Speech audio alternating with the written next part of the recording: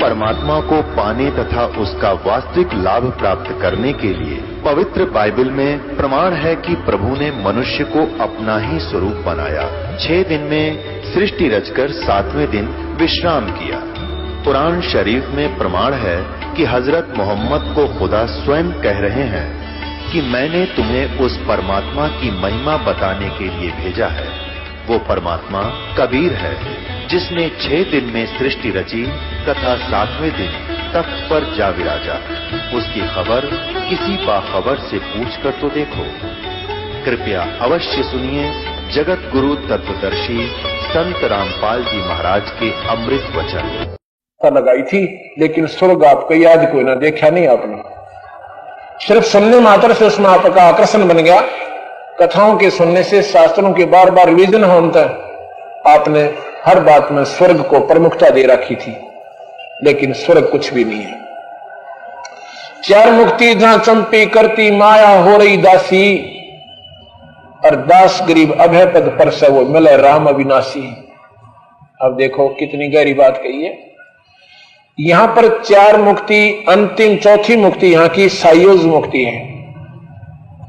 वो मुक्त हंस जब लग ये कल्प अंत नहीं होगा इतने वो स्वर्ग में रहेगा। जब ये कल्प अंत होगा, ये सब ब्रह्मांड खत्म होंगे, तो वो चौथी मुक्ति का हंस भी अपना ऐसे ही 84 में आ जाएगा। और बंदी छोड़ कहते हैं उस सतलोक में ये 4 मुक्ति से भी उच्च प्राप्ति किए हुए हंस वहां पर बैठे रहते हैं। जो वहां चले गए, ये 4 मुक्ति का सुख भी आपके पैर दबाओगा, अर्थात ये उसके सामने कुछ भी नहीं होगा।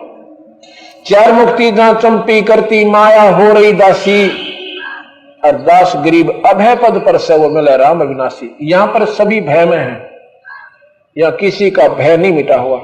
न राजा का भय मिटा, रंग का मिटा कैसे, न ब्रह्मा विष्णु महेश का भय मिटा। एक भक्त कहता है, हाँ, फिर कहते हैं ये तीनों नाशवान है, ब्रह्मा विष्णु महेश, और इनका पिता निरंजन भी नाशवान है, लेकिन अविनाशी भगवान पूर्ण ब्रह्म परमात्मा कबीर साहब है। एक भक्त इस बात को सुनकर बड़ा अक्षुब्ध हो जाता है और सत्संग के बाद मेरे पास लड़ने को आता है। आपने कैसे कह दिया भगवान शिव के बारे में ये नाशवान है, फलाना, ये यूं कर दे, ये सब कुछ कर सकता है, ये जानी जान है। पहले तो मैंने उसको शांत किया, प्यार से बोल के बैठ जा, चलो मैंने आपके पास 100 का नोट है, ठीक है, और मैंने उसको 1 रुपए का बता भी दिया, तो आपको चिढ़ क्यों हुई? आपको तो मालूम है मेरे पास 100 का नोट है। उसको दुख नहीं होगा जिसने पूर्ण ज्ञान है ये 100 का नोट है, और मैं उसको 1 रुपए का बता रहा हूं। फिर तुम्हें मेरा विश्वास को ना अपने भगवान पे। अगर तुझे विश्वास होता तो नाराज नहीं होता। तुझे यकीन है कि 100 का नोट है, ये कहता रहेगा, ये इसके कहने से 1 रुपया थोड़ा बन जाएगा, तो वो शांत होगा थोड़ा सा। हाँ, बात तो ठीक साहब की, ठीक है, मैंने बांटने दे, कुछ भी कहूं, पर तू अपने भगवान ने तो पक्का मान दे। अब वो तो है ही, जानी जान है, जो चाहे करके। मैं बोला सुनता है, तुम्हें बताओ तेरे भगवान की। अब बता, एक बार भस्मासुर ने, ये शिव पुराण में लिख रखा है, ये शिव महापुराण मेरे पास रखा, किसी का शंका होती है पढ़ लिया आके। एक बार भस्मासुर ने भगवान शिव के द्वार पर कैलाश पर्वत में 12 वर्ष तक ऊपर ने पैर करके नीचे ने सिरासन पर तपस्या करी थी। 12 वर्ष के बाद पार्वती एक दिन कहती है, भगवान आप तो महादेवन पति देव हैं, आप जो चाहो सो कर सकते हो, ये आपके दास की कोई मांग है तो पूरी कीजिए। शिव जी भी भूल गए, अखबार मांग भी क्या मांगता है, भस्मागिरी नाम था उसका। भस्मा असुर, असुर माने राक्षस, वो बाद में उसका नाम पड़ा भस्मासुर। कहने लगे जी ऐसे नहीं, वचनबद्ध हो जाओ, जब मैं आपकी अपनी तपस्या भंग करूं। तथास्तु, वचनबद्ध हुए। मांगो, क्या मांगते हो? कि आपका ये भस्म कड़ा दे दो। एक कड़ा था कंडा जो उसने भगवान ने हाथ में डाल रखा था, उसमें ये शक्ति थी जिसके ऊपर नो कर देना भस्म, वो भस्म हो जाता था, खत्म हो जाता था। भस्म कंडा कहते हैं। अब शिव जी ने वो दे दिया, ले भाई। अब उसके मन में के खोट था नीच में कि शिव जी ने मारो और पार्वती बहुत सुंदर है, इसको अपनी पत्नी बना ली। और ये मन में खोट लेकर तपस्या भगवान शिव जी के सामने कर रहा है। भगवान शिव जी ने न्यों नहीं भी रही, नीच आत्मा मन में क्या रखी हुई है, तो जानी जान टट्टू क्यों है भाई, ये रखिए जानी जान, ये तो इसमें लिख रखा है शिव पुराण में। और फिर न्यू बोला ले हो करड़ा, भगवान शिव जी से कहता हो होशियार, तुझे मारूंगा। और न्यू करके जो भाग्या तो भगवान शिव जी ने छलांग लगा दी। भगवान शिव जी आगे आगे, भस्मागिरी पीछे पीछे उसको मारने के लिए दौड़ रहे हैं। ये शिव महापुराण बता रहे हैं आपको। अब भगवान शिव जी का जी पक्की अपना तीसरे चौथा गेर ला दिया उन्होंने, और रो रहे हैं, पुकार रहे हैं कि मुझे बचाओ बचाओ। तो ये आपस में सहयोग देते हैं। शिव जी पर आपत्ति आती है, विष्णु आ जाता है, विष्णु पर आपत्ति आती है, शिव जी सुनने आते हैं क्या बात होगी। तो विष्णु जी ने देखा भाई आज के बाद तो कैसे बिगड़गी, भोलानाथ की फंस गया। उन्होंने देखा अपने ध्यान से कि तो बात बिगाड़ रखी सारी। भस्म कड़ा इस राक्षस को दे दिया, खत्म करेगा, हमें भी मार देगा, ये तो इसमें बड़ा जुल्म हुआ भाई। ये तो क्या करते हैं कि बस भगवान विष्णु ने पार्वती का रूप बना लिया और भस्मागिरी के सामने आकर खड़े हो जाते हैं। भस्मागिरी तो पार्वती को ही चाह रहा था, उसने इतना भी ज्ञान था कि जब तक मेरे पास भस्म कंडा है, शिव जी तो 100 किलोमीटर नजदीक नहीं आ सकता मेरा। इतना उसको ज्ञान था कि 100 किलोमीटर के इस पैरामीटर में तो रहता कोई ना। खड़े हो गए और पार्वती की तरफ दुष्ट नजरों से देख रहा है। पार्वती कहती है कि मुझे डांस करके दिखाओ पहले।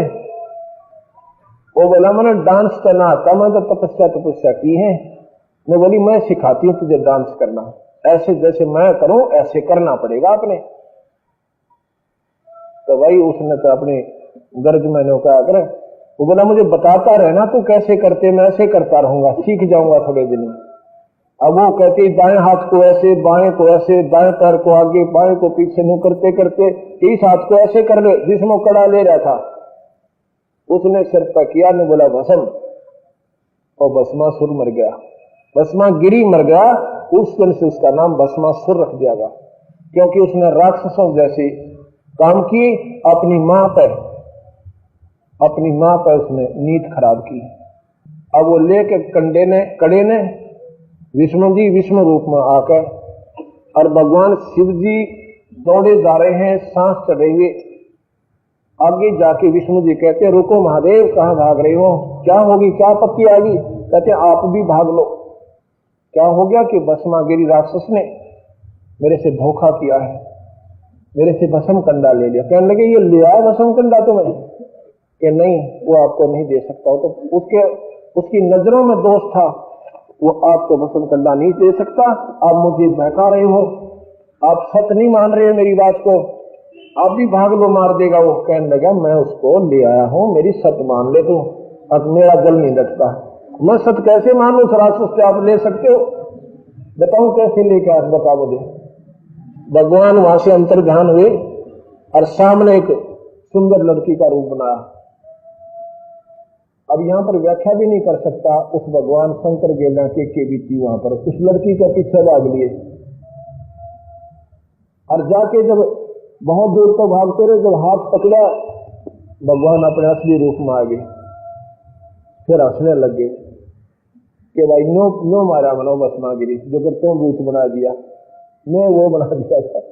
जब उस भगवान शिव जी का अदर पदर कालगा ठीक हुआ, और फिर ये सर्वशक्तिमान हो गया। फिर अब ये दुख भी आता है भाई सच्चाई को सुनकर, क्योंकि सच्चाई बहुत कड़वी होती है।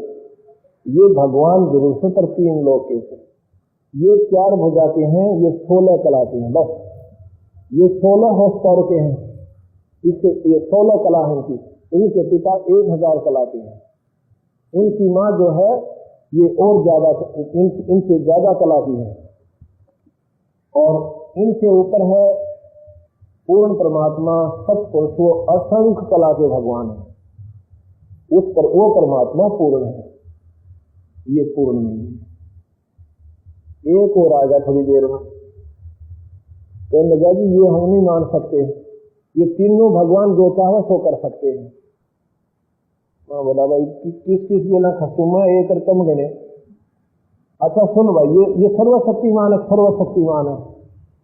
आपने सुना होगा कि एक बार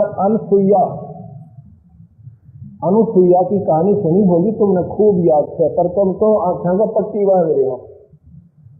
अनुसुईया की चर्चा होगी कि ऐसी सुंदर औरत और सुंदर होकर पतिव्रता आज तक हमने सुनी ना देखी।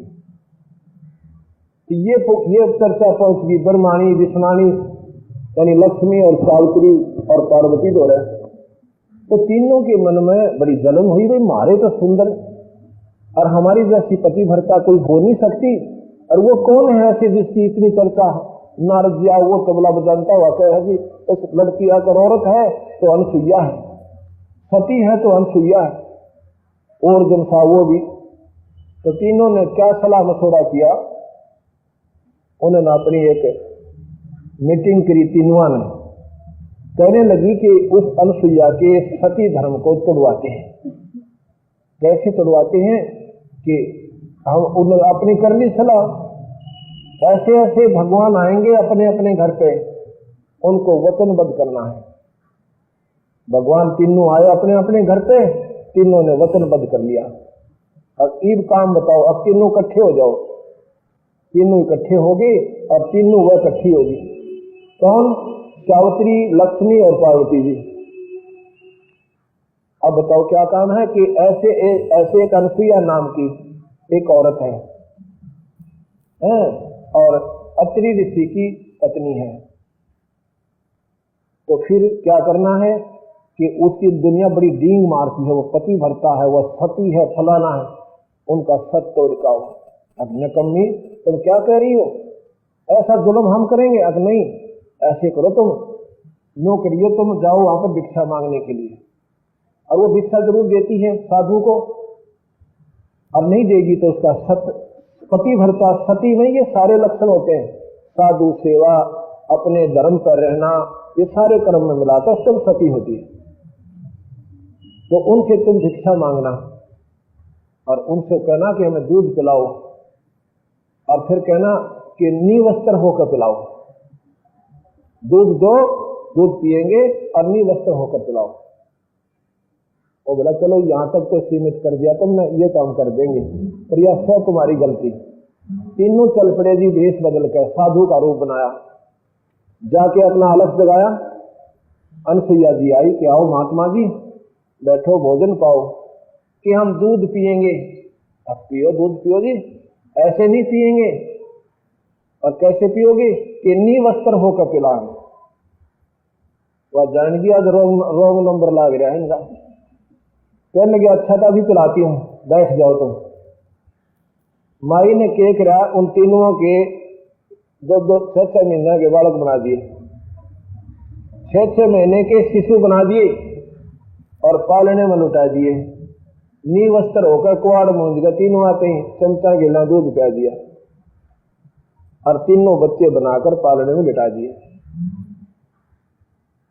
अब भाई वो उन्नत बेरा था कि वहां गई हैं, वो वापस नहीं गए। तो नारद जी से बोले, भाई नारद जी वो तेरे चाचा ताऊ गए हुए हैं, तेरे पिताजी, और अभी तक आए नहीं, उन्हें ढूंढ के ला। नारद जी पहुंचा, देखा वो तो तीनों भाई पालने में अंगूठे मुंह में दे रहे हैं, अपने लौट रहे ठाट पे लेटे हुए हैं। तो नारद जी आगे वापस कि तुम तो गई काम थे, क्यों करे? तो 6 महीने के बालक से और शिशु रूप में अपना आनंद कर रहे हैं। अनुसुईया ने उनको बच्चे बना दिया छोटे छोटे। वो बोली सच्ची, सच्ची है, मैं आंखें देख कर आया हूं। वो तीनों फिर आई, हाथ जोड़े अनुसुईया के आगे, ये प्रमाण आपके सामने है। उसके पैर पकड़े तीनों ने, हमारे उसे बना दे। अब ले जा अपने शेरा ने, उसे फिर बना दिए। वो पहले शिशु बनाए तीनों भगवान और उसे शेर बना दिए। ले जा अपने शेरा ने, ये शेर मत ले दिए नादा यहाँ पर। तो कबीर साहब ने कहा भाई इतने बताओ खरे ये सर्वशक्तिमान है कि अनुसुईया शक्तिमान थी?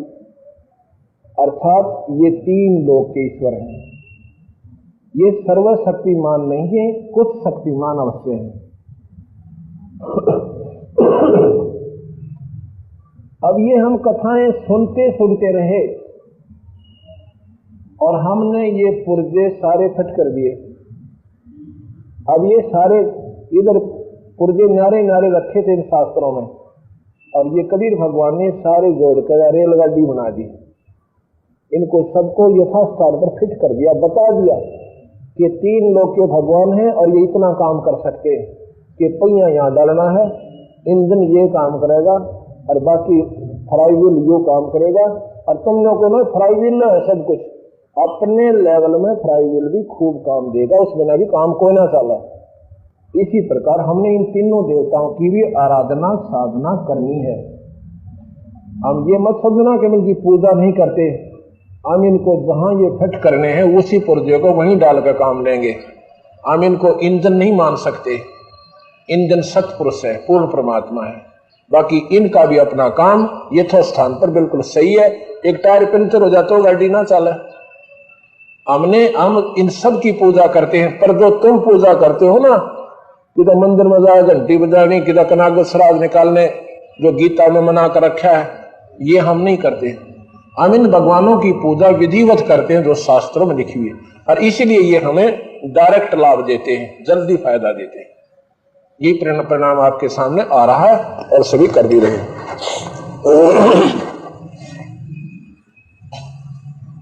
तो इन बातों से नादान व्यक्ति तो सोचेंगे अच्छा महात्मा रहा भगवान की बुराई करे। बुराई वो होती है जो उनमें वो वस्तु ना हो और हम उसमें जबरदस्ती थोप रहे हों। किसी में कोई कमी नहीं है और हम कमी बता रहे हैं तो वह बुराई है। आपके सामने चित्रित कर रहा हूं और फिर अपने भगवान कबीर साहब की व्याख्या भी महिमा भी मैं आपको गा रहा हूं, सुना रहा हूं। अब आपने ये भी सुन लिया,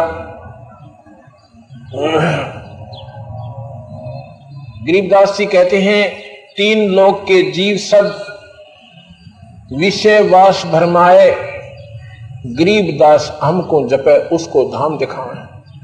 ये 3 लोक के जीव, ये ब्रह्मा विष्णु महेश भी जीव रूप में गिनती होती है इनकी। विषय वासनाओं में ये वशीभूत है, इनमें भी विषय वासनाएं हैं। एक समय की बात है कि भगवान शिव ने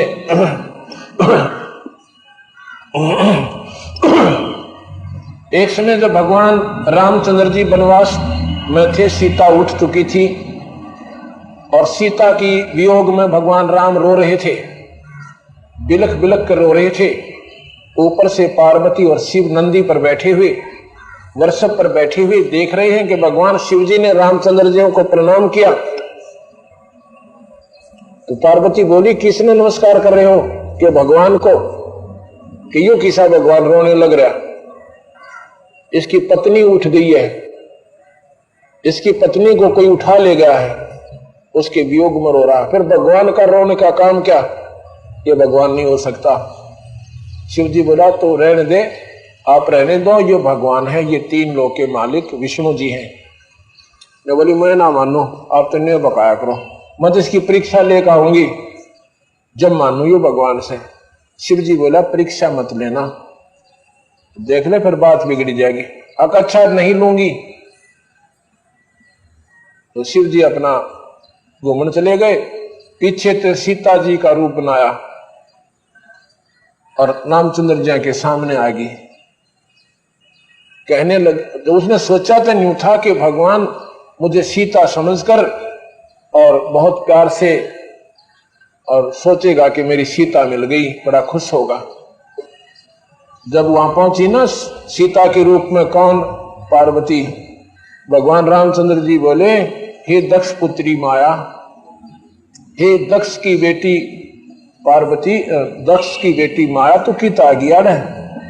भगवान शिव ने कहां छोड़ाई? हंसने लगी कि आप तो वाकई भगवान हो। भगवान शिव जी ठीक ही आपको प्रणाम कर रहे थे।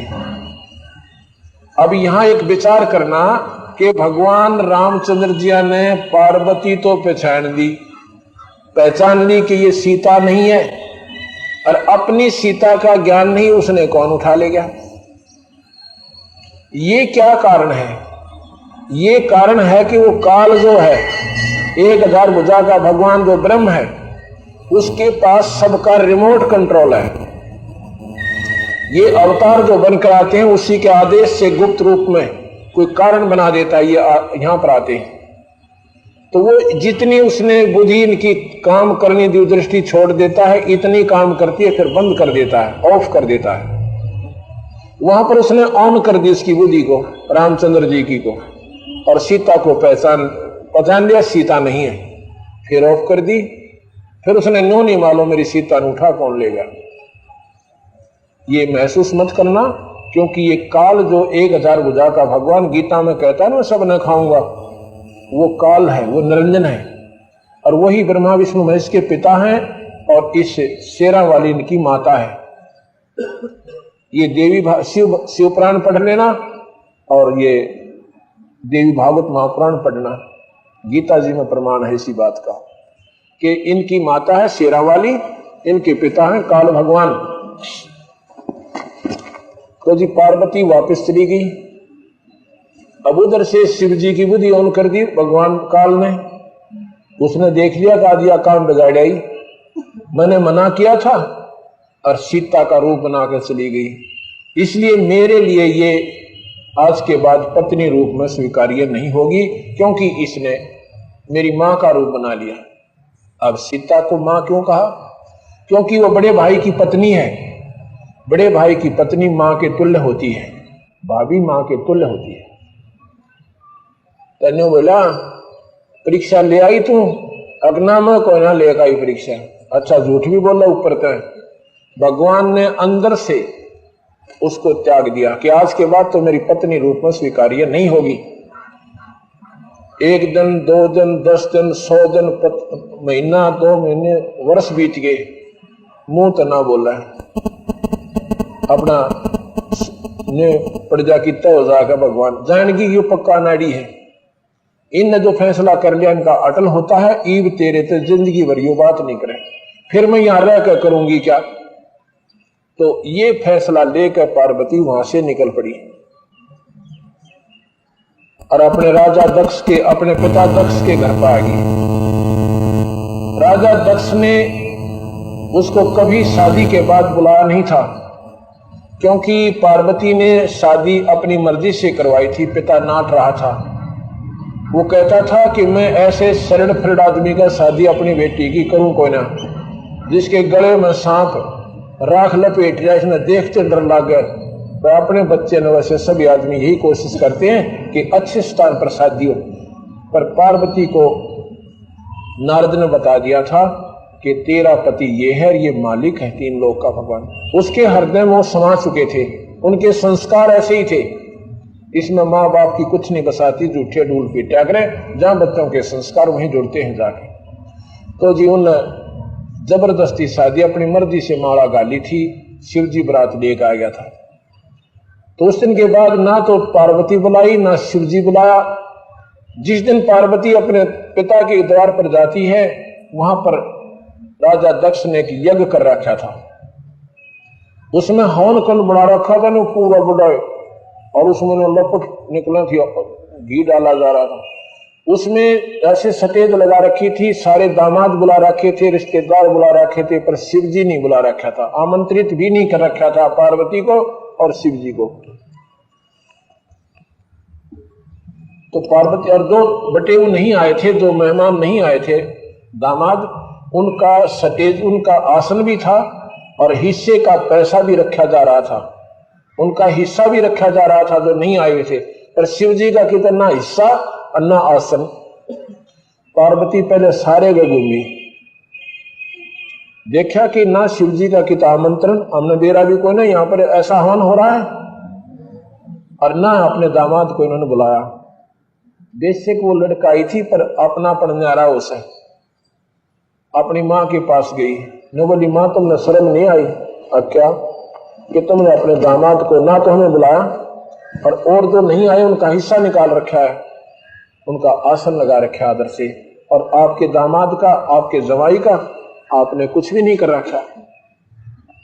मां बोली, बेबे ना तो तू मेरी मानती बेटी और ना तेरा पिता मेरी मानता बे, मैं तो तुम्हारे आगे ना पीछे, अपने बाप के ना मार टक्कर जाकर अपने पिता से मिलने जाके वो क्या कहता है। वो फिर गई अपने पिताजियों के पास, राजा दक्ष के पास, कहने लगी पिताजी। कहा भाई? बोलिया को नहीं कि आपने अपने दामाद को नहीं बुलाया, हमें भी आमंत्रित नहीं किया। दक्ष कहता कि बिना बुलाए किसी के घर पे नहीं आना चाहिए, तू क्यों आई? और ऐसे शरीर फिर आदमी ने बुला कर मैंने अपनी बेइज्जती करवानी है। वो गले में उसका सांप पड़े, हाथ में खप्पर तेरा के टांगे अंडर, और ने बोला तू क्यों आई भैया, तेरे को किसने बुलाया था?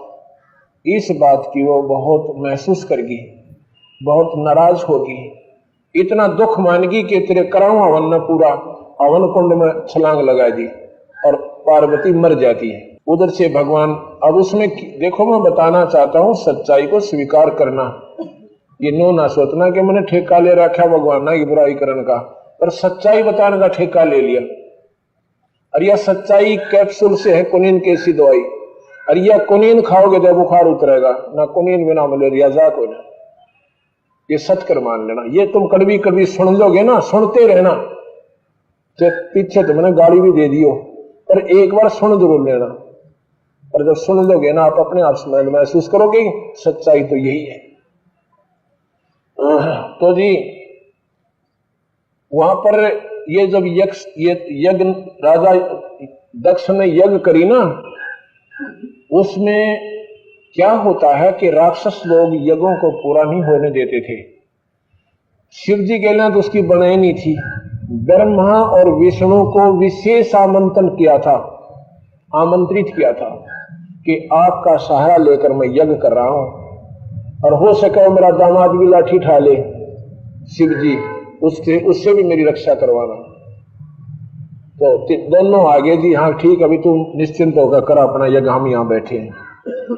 उधर से जब पता चला भगवान शिव जी ने कि पार्वती ऐसे ऐसे हवन कुंड में और दक्ष के द्वारा अनादर करने से हमारे को भला बुरा कहने के कारण वो जल के मर गई है, तो भगवान ने अपनी जटा से एक बाल पाड़ा और जमीन पर पटक दिया। उसमें से एक वीरभद्र नाम का एक राक्षस दानव निकला। वो कहता क्या हुक्म है भगवान? ने बोला ये सारे भूत प्रेत ये गणपण ले जा, सारे पूरी सेना, और राजा दक्ष का सर काट दे जा। अब वो तो चल पड़ा हुआ ले गला बड़दा पूरा। उधर से राजा दक्ष को ज्ञान हुआ कि पूरी सेना लेकर वीरभद्र आ रहा है, और यह चर्चा सुन दी ब्रह्मा और विष्णु ने, दोनों खिसकने लगे।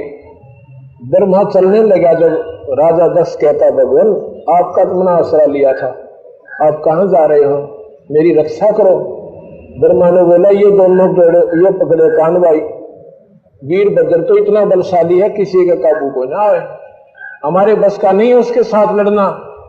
ब्रह्मा तो नाचते नाचते भाग गया। फिर चले विष्णु जी। विष्णु जी ने सोचा ही को भर गया अकेला, तो वो भी चल पड़े। राजा दक्ष ने पैर पकड़ के छोड़े को नहीं भगवान, या तो मैं भी जेल चालूंगा आपका, आप तो कम से कम रुक जाओ। विष्णु जी रुक गए। चलो वीरभद्र आ जाता। ये शिवपुराण में लिख रखा, कोई ने सोचा महाराज जी गप्पे मारे से। आप पढ़ना शिवपुराण 25 रुपए की आओगी, एक बार फिर पढ़ना इसको जाकर के, जन्यों की नो ना पावत है। तो क्या होता है, वीरभद्र का और भगवान विष्णु का आमना सामना हो जाता है, और वेद मंत्र पढ़ने वाले पंडित मंडल यहां अपने वेद के मंत्र पढ़ रहे हैं। आमना सामना होता, वीरभद्र ने तीर मारा, विष्णु ने उसका तीर काटना चाहा, लेकिन वो तीर जाके विष्णु को लग गया, उससे वो स्तब्ध हो गया, लोगों ने खंबा सा बन गया, इस विष्णु हल्ले ना टले। विष्णु जी की स्तब्धता वेद मंत्र पढ़ के उन पंडितों ने उतारी, जब वो हलन टलन लग गया। दोबारा फिर आमना सामना हुआ, फिर भगवान उसके वीरभद्र का उसका जो है फिर दोबारा तीर छाती में जा लगता है, और विष्णु जी वहां से भाग जाते हैं। विष्णु जी भाग जाते हैं वीरभद्र के सामने, सर्वशक्तिमान भगवान कहते हो जिसे, ये आपका शिव पुराण बता रहा है। अब वीरभद्र ने जाकर राजा दक्ष की गर्दन काट दी। फिर जाके हाथ पैर जोड़े भगवान शिव के सामने। वो कहने लगा भी ऐसे करो, कोई प्राणी है ना जो, उसका ताजा सिर काट लाओ, मैं राजा दक्ष को जीवित कर दूंगा। एक बकरे का सिर काट लाए, राजा दक्ष के सिर पे रख दिया, वो जीवित हो गया। ऊपर से राजा दक्ष बकरा है और नीचे तो मनुष्य है। फिर शिव जी आ जाता है, हवन कुंड पे पास जाता है तो पार्वती के वो कंकाल जो अधजला शरीर था, हाड बचे हुए थे, उस कंकाल को भगवान छाती का लगाकर और अपनी पत्नी के वियोग में पत्नी समझकर अंधा हो गया उस वासना में और मोह ममता में। उसको छाती ऐसे अपने कंधे पर रखे हुए 10,000 वर्ष तक भटकता भ्रमता रहा, पार्वती पार्वती पार्वती करता रहा। 3 लोक के जीव सब विषय वास भरमाए, विषय वासना में भरम रहेंगे सभी। वासना वश होकर पत्नी में उसका मोह बन गया और फिर उसने नोविना वेरा तू आडा न लिए फिर है क्या पार्वती है। इतना मदहोश हो गए भगवान विष्णु शिव जी है। उनके साथ तो महाराज गरीबदास जी कहते हैं इतनी संज्ञा दे दे तो भी कम है। एक भैंस जो होती है ना, भैंस, उसका बच्चा मर जाता है, व्यापारी लोग क्या करते हैं, उसकी खाल उतार कर बच्चे की उसमें भूस भर देते हैं, एक पूछड़ छोड़ दिया करें धूम, और उस बने हुए उस मॉडल को भैंस के सामने रख देते हैं। भैंस उसको अपना बच्चा मानकर स्वीकार कर लेती है और जब उसको लेकर चलते भैंस उसके पीछे पीछे भाग लेती है, अपना बच्चा समझ उसको चाटती है, प्यार करती है।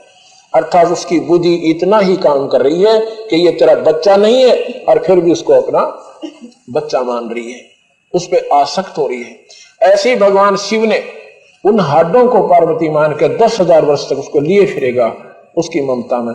उसने न्यो भी नहीं बेरा तो हाड ठाए फिर है या कोई तेरी पत्नी है। इतना अंधा ये इस हवस के वश हो जाता है और ममता मोह के वश, इतना इसमें शक्ति है। ये किसने दे रखी है? काल भगवान ने। फिर कहते हैं भगवान विष्णु ने सोचा भाई यो ताछा बावड़ा होया इन अड्डा ने ना डालता बता। भगवान विष्णु ने कहते हैं सुदर्शन चक्र छोड़ा और वो सारे हाड खिंडा दिए। जहां पर नाक पड़ गया उड़न, आंख पड़ गई उड़न गया तो मन वाला 1000 वर्ष से उठा कोई नहीं, क्योंकि ये तो पक्का समाधित हो जाता है। और मेरी आत्मा रोए जागी वही हुआ था, क्योंकि कोई बालक जिद करके उसकी जिद पूरी ना कर ले तो माता पिता बेशक ना टेंदा पर चैन हो गया उसकी जिद पूरी करके। तो अच्छा ने बोला ठीक से तू सुन मेरी बात, बताता हूं तुझे मैंने कैसे रूप बनाया था, कैसे उसको छीना था, क्यों छीना था बताता हूं, बैठ जा। भगवान वहां से अंतर्ध्यान हो गए। दोनों देखने लगे कि कहां गए, सामने एक सुंदर लड़की का रूप बना रखा और वहां देखा कि भगवान शिव जी ने देखा तो अकेला यहाँ कोई नहीं है, जैसे जंगल में बैठा नजर आ रहा है, स्वप्न सा बना दिया। भगवान जी तो देख के इधर उधर और उस लड़की के पीछे भाग लेते हैं। इसमें वर्णन कर रखा लड़की का जो शरीर है, जो विलियन हीरोइन होती है, ऐसा गंदा अर्धनग्न शरीर और बहुत अच्छे वातावरण में घूम रही, भगवान उसके पीछे पीछे भाग रहा है, मदहोश हो जाता है। उसकी विवरण के लिख रखा है इसमें और बताने जोगा भी कोई ना, और जाके हाथ पकड़ते हैं अपने रूप में आ जाते हैं। नो बोला भाई नो खुश मैंने उनसे वो कलश, ऐसे वो अमृत का घड़ा छीना था, नो मैंने मोहनी रूप बनाया था। तो फिर वो शर्मिंदे हो जाते हैं, भगवान शिव जो है शर्मिंदा हो जाते हैं। अकाप की महिमा आप ही जान। अब गरीबदास जी कहते हैं कि वहां तो 88,000 वर्ष उसने साधना की कि विषय वासना मेरे में नहीं रही और फिर वो वासना फिर आ गिनो किनो।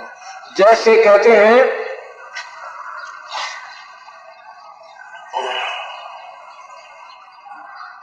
काष्ठ के माही है व्यापक पर दिखे नाही, ऐसे काम देव पर चंडा व्यापक सकल दीप नौखंडा।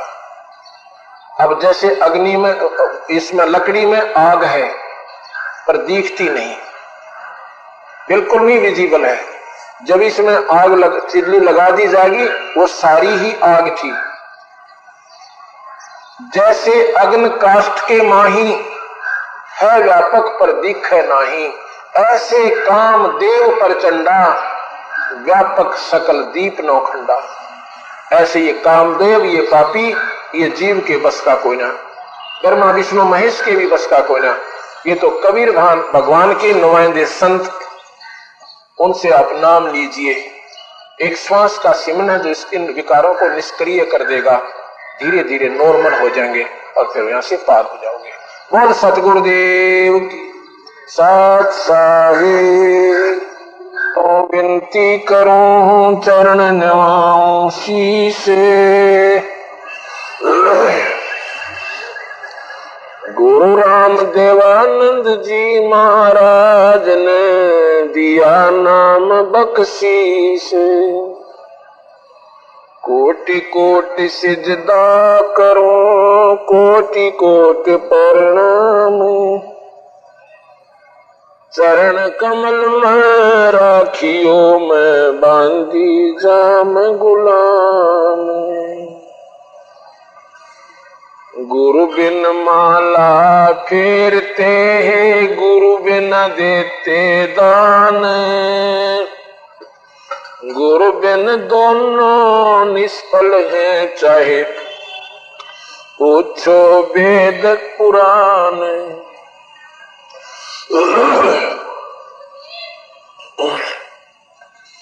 कबीर गुरु गोविंद दोनों खड़े, काके लागू पाए।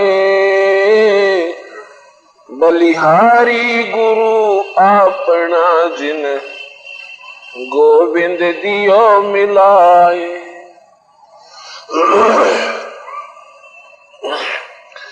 कबीर हरि जय रूठ जा,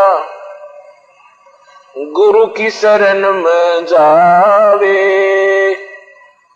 कबीर गुरु जय रूठ गए तो हरि ना करे सहाय।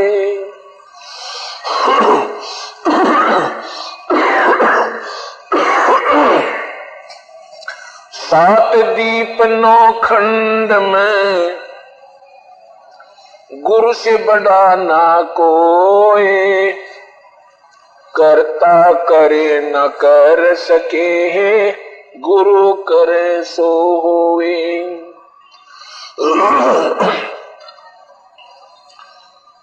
सतगुरु के उपदेश का लाया एक विचार। जे सतगुरु मिलते नहीं तो जाते नरक द्वार।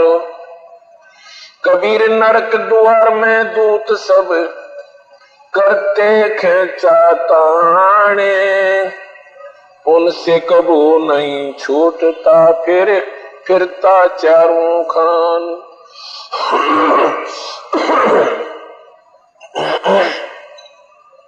कबीर चार खानी में भ्रमता, फिर कब न लगता पारे। वो फेरा सब मिट गया मेरे सतगुरु के उपकार।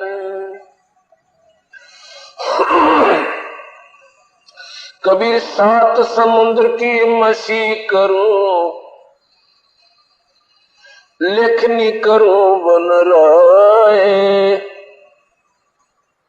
धरती का कागज करूं तो गुरु गुण लिखा न जावे।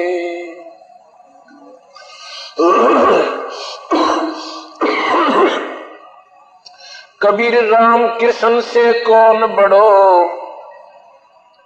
उन्हों भी गुरु कीन। तीन लोक के वो धनी, गुरु आग आधीन।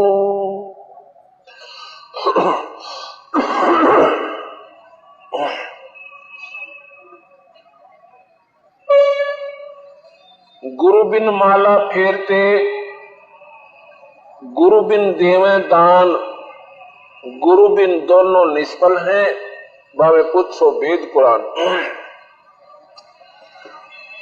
कबीर साहब कहते हैं कि किसी भी शास्त्र को उठाकर आप देखिए, उसमें सबसे पहले यदि आप धार्मिक कोई उपलब्धि चाहते हो, आत्म कल्याण चाहते हो, परमात्मा का भजन चाहते हो, कोई धर्म अनुष्ठान करना चाहते हो, तो आपका गुरु होना अति अनिवार्य है।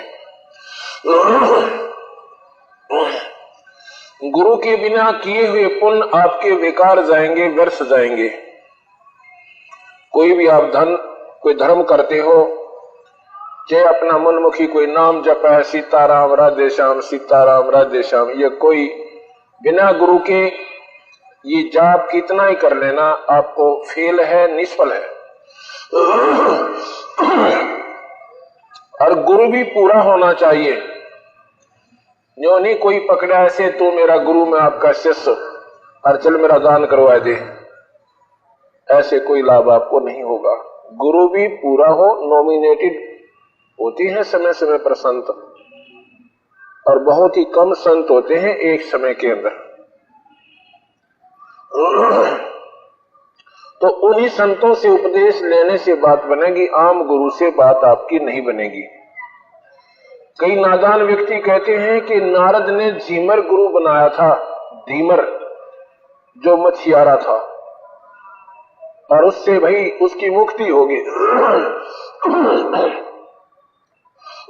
अर्थात गुरु कैसा ही हो, गुरु तो गुरु ही होता है, ये गलत धारणा है। क्योंकि इनकम्प्लीट नॉलेज है, ये अधूरा ज्ञान है कि नारद ने धीमर गुरु बनाया था। जब उन्होंने उसे गुरु बनाया उस समय वो धीमर नहीं थे, उस समय वो पूर्ण संत हो चुके थे। क्या बात हुई उसके साथ? एक ऐसी घटना घटी कि वो मछलियां पकड़ते थे। कौन? कालू नाम के धीमर।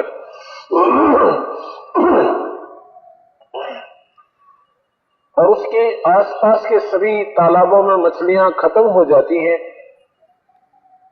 उसके पड़ोसी राज्य में, एक पड़ोसी राजा के राज में, वो राजा बहुत धार्मिक था, उसने हिंसा के ऊपर पाबंदी लगा रखी थी, प्रतिबंध लगा रखा था। और ये कह रखा था कि यदि मेरे राज्य में कोई हिंसा करेगा, कोई पशु पक्षी या मछलियां पकड़ेगा, कोई मारेगा, शिकार खेलेगा, उसको सजा दी जाएगी।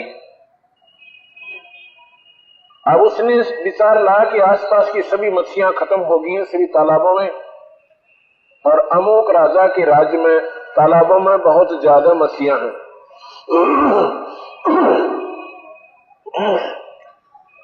जल्दी रात्रि में सुबह जल्दी जाऊंगा,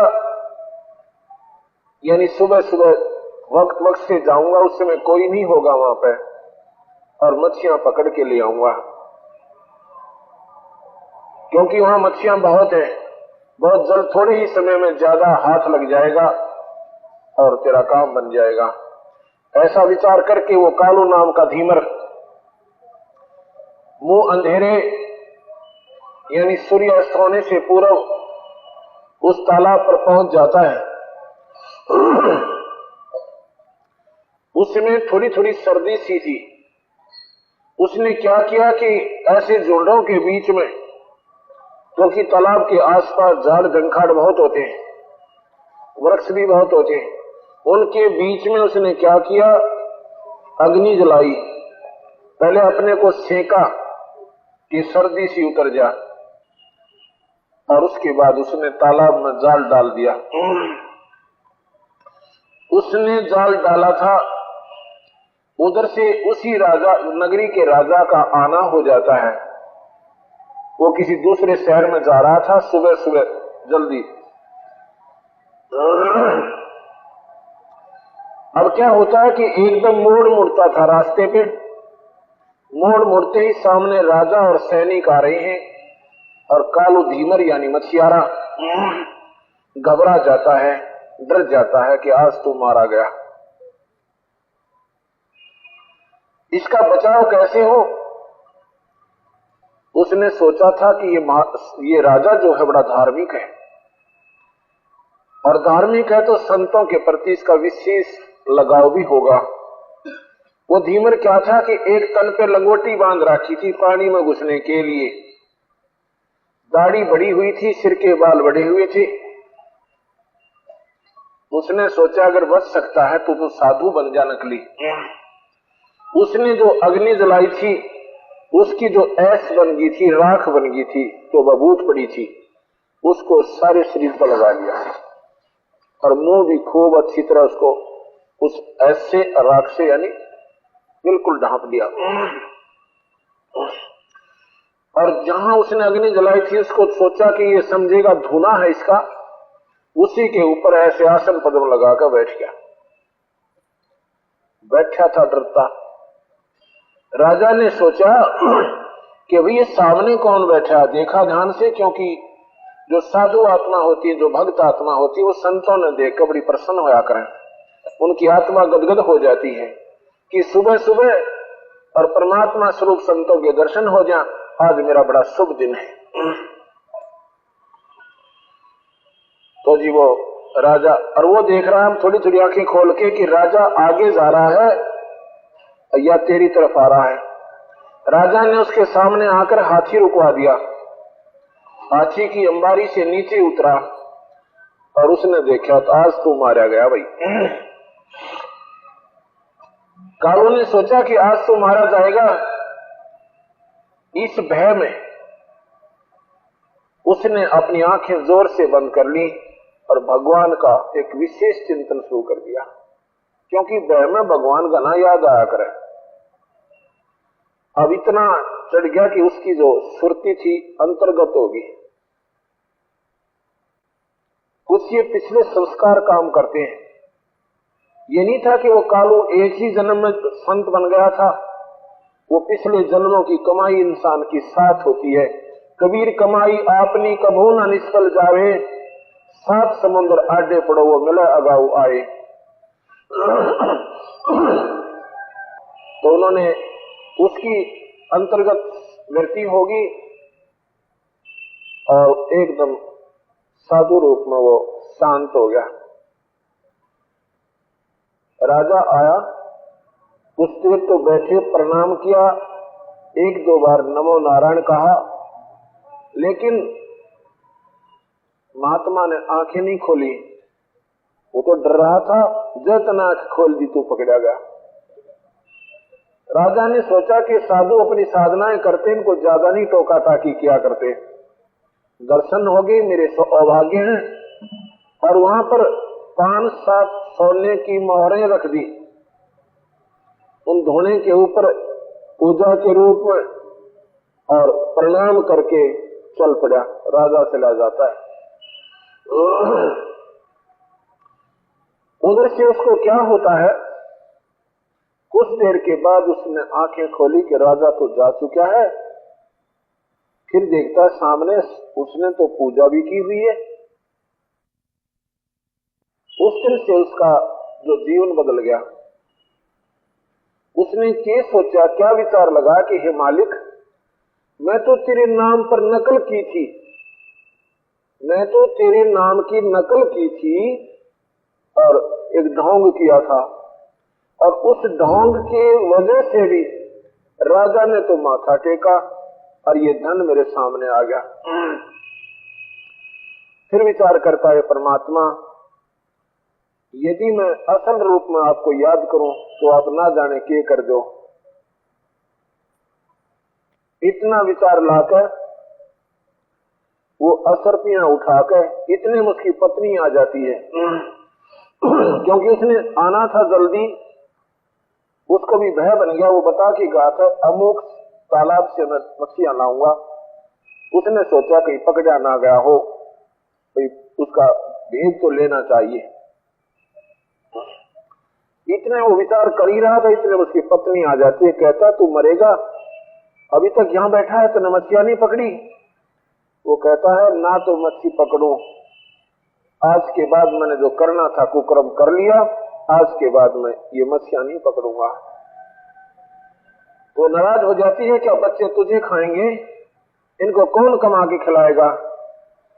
कहने लगा ये धन उठा ले, ये पैसे में सारी उम्र में इतना धन नहीं कमा सकता था जितना आज मेरे मालिक ने एक उसके नाम पर मैंने नकल की थी। यदि मैं असल कर लूं तो ना जाने वो मालिक क्या कर देगा। उसी दिन से उसने अपना जीवन बदल दिया, वो मछलियां पकड़नी बंद कर दी।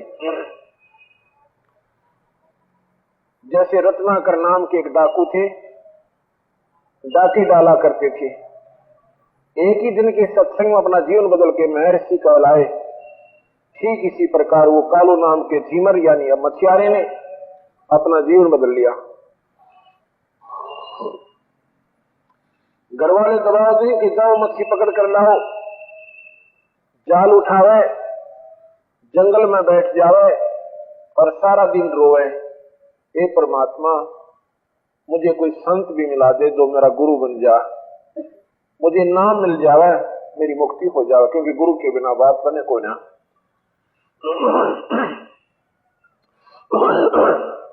और सामने नू की नू जाल खाली लेकर घर आ जावे। घर के अच्छी बुरी कहे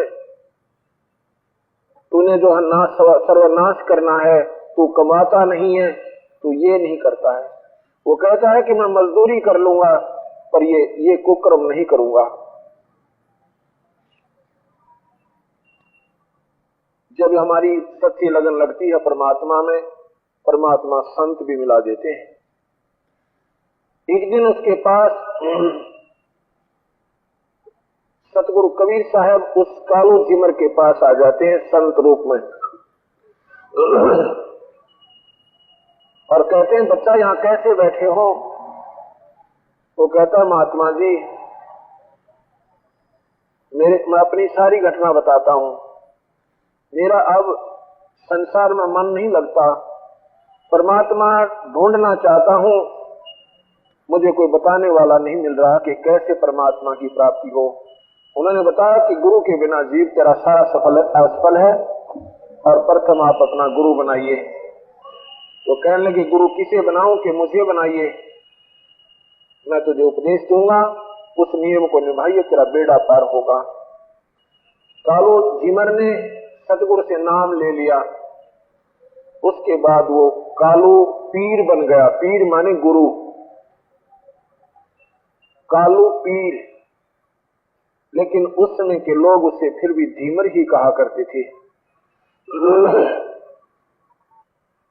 तो एक दिन नारद जी के गुरुदेव नहीं थे, तो ऐसे सत्संग के सुनने से ज्ञान हुआ कि गुरु के बिना जीवन अधूरा है। तो नारद जी ने सोचा भी गुरु बनाऊं किसको, या कोई योग्य इंसान यानी ऋषि मुझे दिखाई नहीं देता जो मेरा गुरु बने।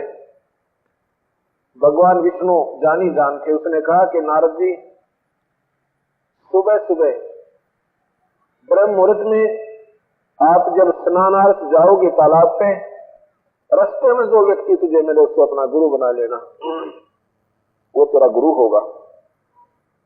नारद जी जा रहे थे, उधर से भगवान ने प्रेरणा दी, कालू भी उधर से आ जाते हैं पीर।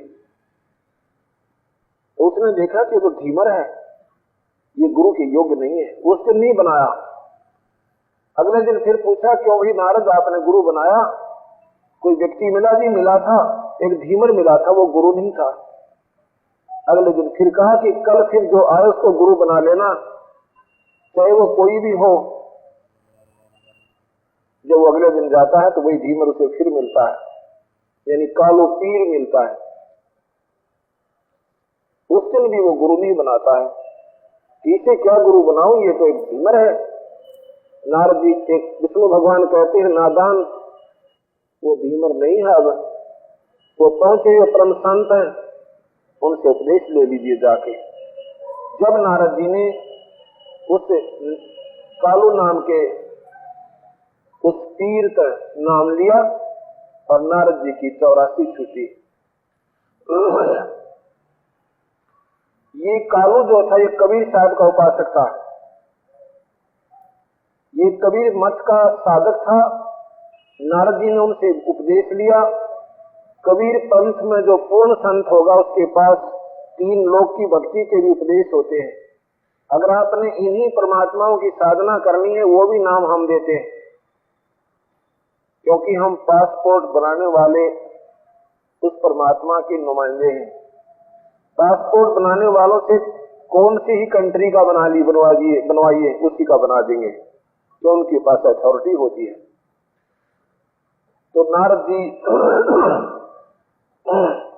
नाम लेने के बाद एक दिन किसी ने पूछ लिया कि तेरा गुरु कौन है। नारद जी के मन में हीनता आ गई कि क्या बताऊं उनको, ये बताऊं कि एक धीमर और कालू मेरा गुरु है। उसने अपने मुख से कह दिया कि मेरा गुरुदेव तो बस ऐसा ही है। इतना भी गुरु के प्रति अगर भावना आपकी हीन हो जाती है, आप 84 लाख के अधिकारी हो जाते हो, आप नरक में जाओगे। गुरु के प्रति आपकी जरा सी भावना हीन नहीं होनी चाहिए। या तो गुरु बनाओ मत, बना लिया तो उसको परमात्मा तुल्य मानना चाहिए।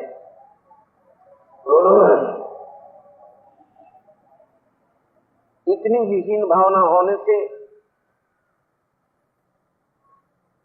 ऋषियों ने बताया कि तू तो गया काम तो भाई, नारद जी तेरे को 84 लाख दुनिया भोगनी पड़ेंगी। विष्णु जी ने कहा कि नारद तूने गुरु को छोटा कहा है, छोटी जाति का माना है, तू 84 लाख दुनियों में जाएगा। अब नारद जी की बंदगी लगा घबराने कि अब क्या बने। किसी ने बताया कि सतगुरु अपने गुरुदेव के चरणों में गिर जाकर, तो गुरुदेव के चरणों में जाकर गिरता, महाराज मेरे से अक्षमा, मुझे अक्षमा करना, मुझ पापी पर एक गलती होगी। कहने कोई बात नहीं बच्चा, आपको 84 लाख में नहीं जाने दूंगा, क्योंकि कबीर साहब के पास वो शक्ति है। जब जो राजा से डरे मिटे कर्म के लेख, अदली अदल कबीर है कुल के सतगुरु एक। और किसी के पास 84 लाख दुनिया को बचाने का कोई नाम या अधिकार नहीं है। क्योंकि हम आप ये हमारी कहानी कथाएं प्रथम बार सुन रहे हो, आपको खटकती रहेंगी कि ऐसा क्यों नहीं है कि क्या भगवान रामचंद्र या भगवान विष्णु या शिव, क्या ये हमारी 84 नहीं मिटा सकते? कभी नहीं। इनकी अपनी भी 84 नहीं मिटी है। खूब कृष्ण भगवान आप मानते हो गीता में बोले थे कि अर्जुन तेरे मेरे असंख्यों जन्म हो लिए, तुझे मालूम है मुझे मालूम है, तुझे ज्ञान नहीं। और उसके बाद ये अपने जीवन पूरा करके 84 लाख दुनिया में चले जाते हैं। सुबह मैंने बताया था कि ब्रह्मा विष्णु महेश ये पोस्ट है, ये पद है, ये कोई व्यक्ति विशेष नहीं है। जब इन तीनों देवताओं की जब समय पूर्ण हो जाएगा, ये समाप्त हो जाएंगे, ये अपनी 84 लाख दुनिया में चले जाएंगे। उसके बाद 3 ब्रह्मा विष्णु महेश और परमात्माएं, वो श्रेष्ठ आत्माएं इन पदों पर नियुक्त की जाएंगी।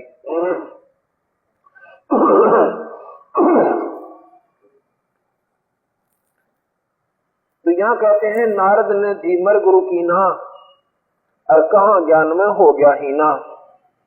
धीमर आप लोग मानते हो कि उसने धीमर गुरु किया था, लेकिन उसमें वो पूर्ण संत हो चुके थे। आम संत से बात नहीं बनेगी, आम गुरु से बात नहीं बनेगी, गुरु पूरा होना चाहिए। अब हमारे मन में ये धारणा है कि गुरु तो बाल ब्रह्मचारी हो, वानप्रस्थ हो और पढ़ा लिखा विद्वान हो, फला हो, दकड़ो। ये हमारी मन की उच्च कल्पनाएं हैं।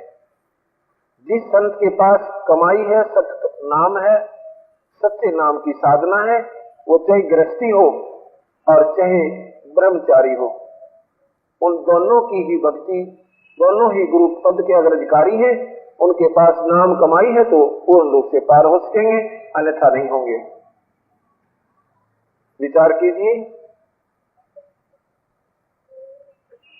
एक समय की बात है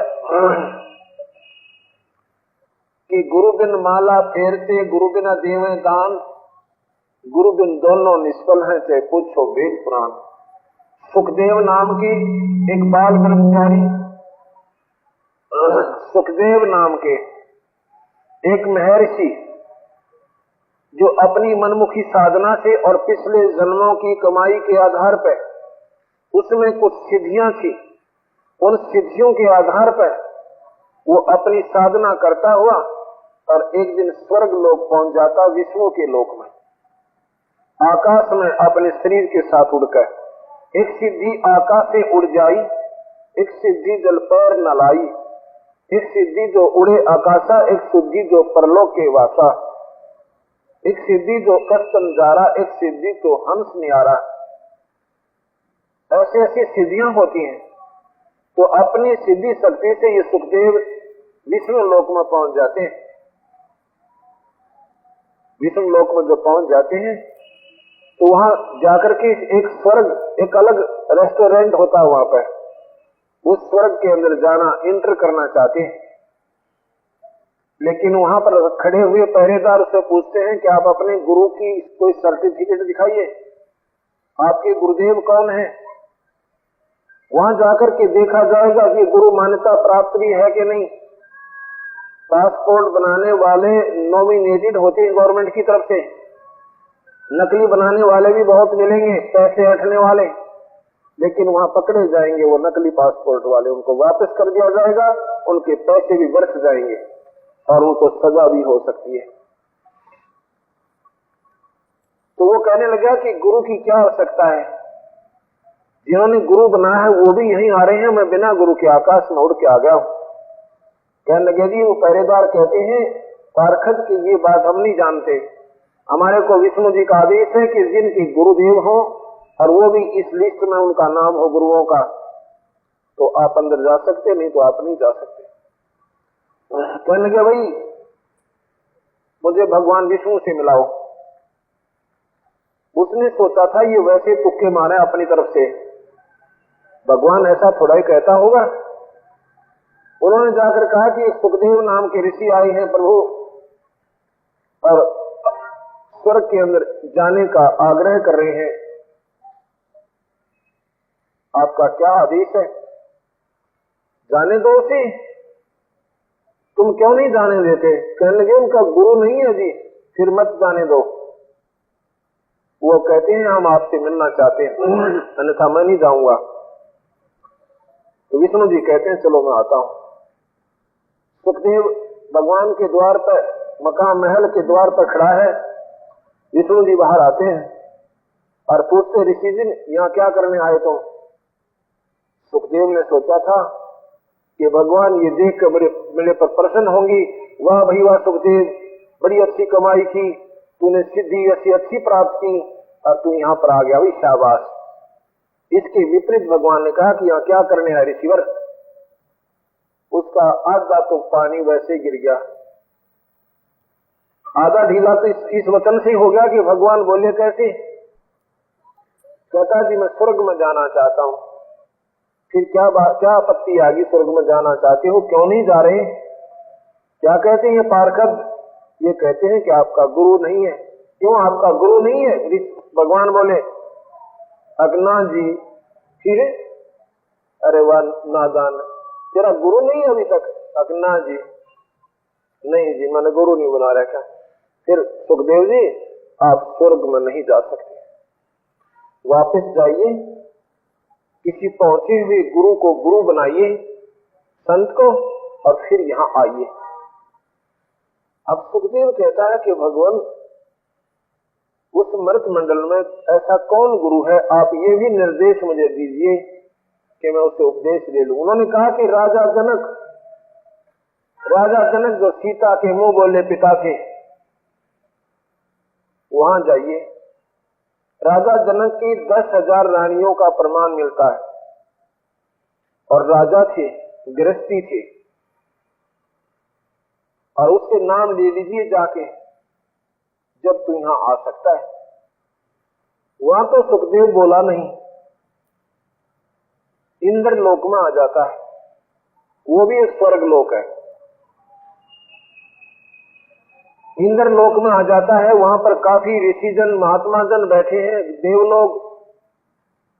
वो कहते हैं सुखदेव आज तेरा चेहरा कुछ खिला नहीं है, आज मायूस कैसे हो गए हो।